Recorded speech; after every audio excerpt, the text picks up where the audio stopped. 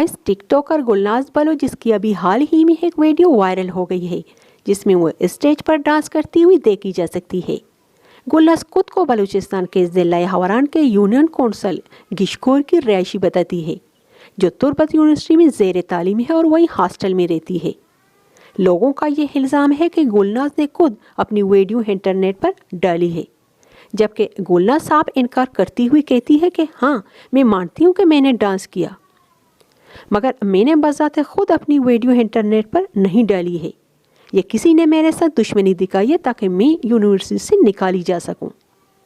जिस वक्त मैं स्टेज पर डांस कर रही होती हूँ वहाँ पर मेरे अलावा 6 और स्टूडेंट्स मौजूद होते हैं, जिनमें से 3 लड़कियाँ होती हैं और 3 लड़के होते हैं।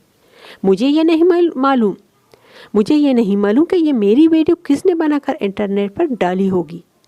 मैंने जस्ट एंजॉयमेंट के लिए रक्स किया था। गाइस, मैं ये नहीं जानती कि गुलनाज जो कह रही है वो सही है या गलत। ना मैं उसकी तरफदारी कर रही हूँ और ना ही मैं उसे मोर्द इल्ज़ाम ठहरा रही हूँ। मैं बस इतना जानती हूँ कि अगर गुलनाज एक ख्वाजा सरा है तो मैं उसे सलाम पेश करती हूँ। गाइस, हमारा माशरा ट्रांसजेंडर को ना मर्दों के ज़िम्मे में कबूल कर सकता है और ना ही औरतों के ज़िम्मे में।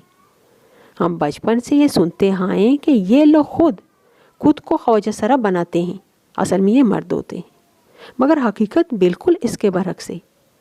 इस दुनिया में कोई इंसान ऐसा नहीं है जो ये वो चाहेगा कि वो एक अधूरे वजूद के साथ पैदा हो जाए। ये पैदाइशी ऐसे होते हैं जैसे हमारे रब ने मर्दों और औरतों को पैदा किया है, बिल्कुल इसी तरह अल्लाह ताला ने ख्वाजा सराओं को भी बनाया है।